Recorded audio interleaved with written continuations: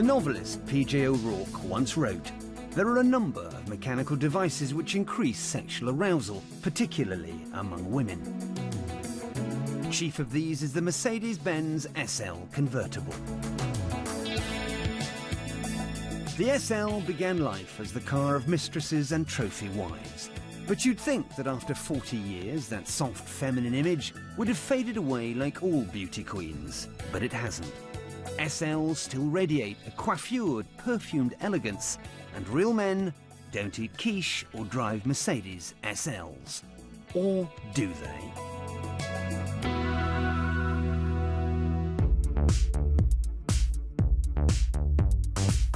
But Mercedes designed the R107 SL as a tough, fast Autobahn blaster with strong V8 and straight-six engines.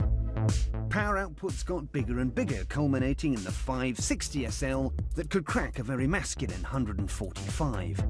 The SL was also Mercedes' longest running car, sold for 18 years to 240,000 grateful buyers. That's an awful lot of mistresses.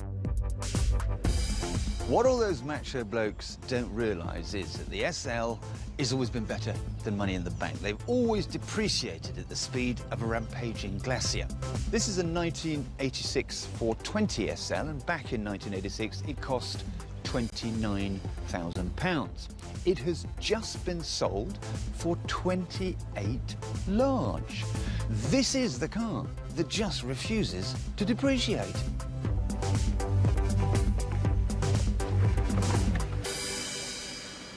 And that's partly because in the 70s and 80s flashbulbs of fame, there was always an SL. JR and Bobby Ewing drove them in Dallas. They were in the opening sequence of Heart to Heart, plus a zillion other US TV shows and Hollywood movies. For me, the most astonishing thing about this car is that it never did that thing that second-hand cars do, which is a sad swallow dive into rusty worthlessness. It began production in the Flower Power era, finished it in Acid House, and in those 2 decades and the 2 decades that follow it, it's always been on people's wanted lists. It's always made its money. Could this then be that rich and strange thing? The perfect car.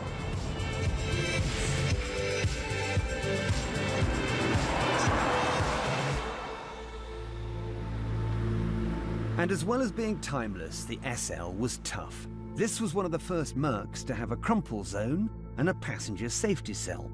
The front screen was so strong it doubled as a roll bar, and that neat hardtop was so heavy you needed 2 friendly weightlifters to heave it off.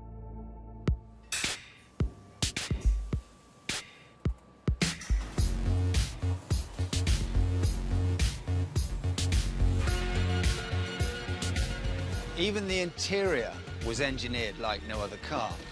SL seats have this miracle material called MB Tex, which is a kind of imitation leather, and it's the upholsterer's equivalent of Kevlar.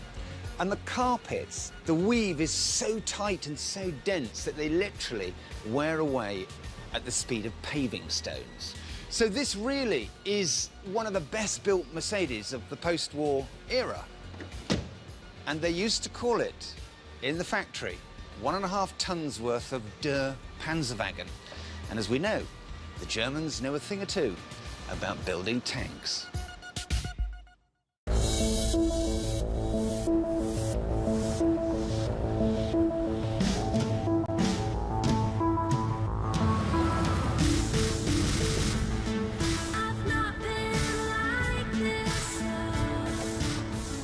So to all those hard men out there who still think the SL is far too girly, I'm sorry, but the girls are right.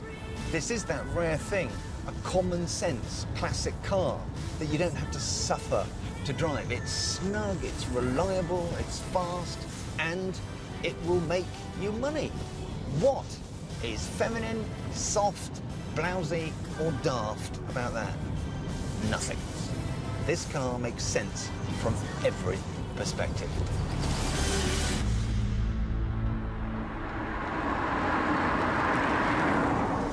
Now here's the thing. You can still go out and buy a decent SL for 5,000 quid.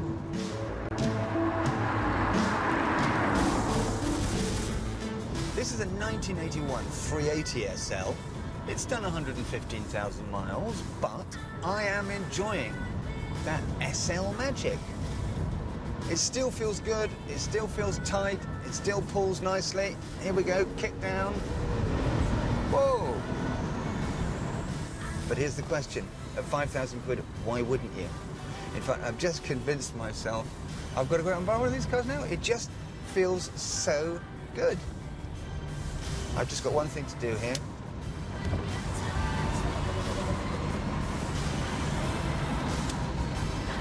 There, that feels better. But to really test the SL's timeless class, we have to do what's known as the valet parking test. If you've got a cool car, a hotel car jockey will always park it out the front, but if it's rubbish, you get relegated to the multi-storey round the back. So here we are, posh hotel, gravel drive. What's he gonna do? Is he gonna bury it, or is he going to display it proudly out front?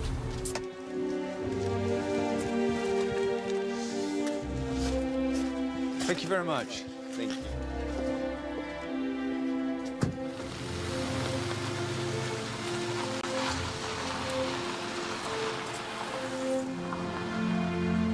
Well, our SL has passed the ultimate test, and he's parked it there because it looks so totally on the money. The SL from the 1980s would either be a classic red Chanel handbag or a really sexy pair of red Manolo Blahnik pointy shoes that make your legs look brilliant, just like the SL. It's not a woman's car at all. There are many hairdressers' cars around at the moment that are meant to be cars for men, and they're not. And I've heard it said that it's a woman's car, but it's not at all. It's a guy's car, fantastic car. I feel like, you know, sometimes you hit the nail on the head with everything. You know, it could be a jeans brand like Levi's, or it could be, you know, a classic car like the SL, where they capture a moment in time and it just sticks.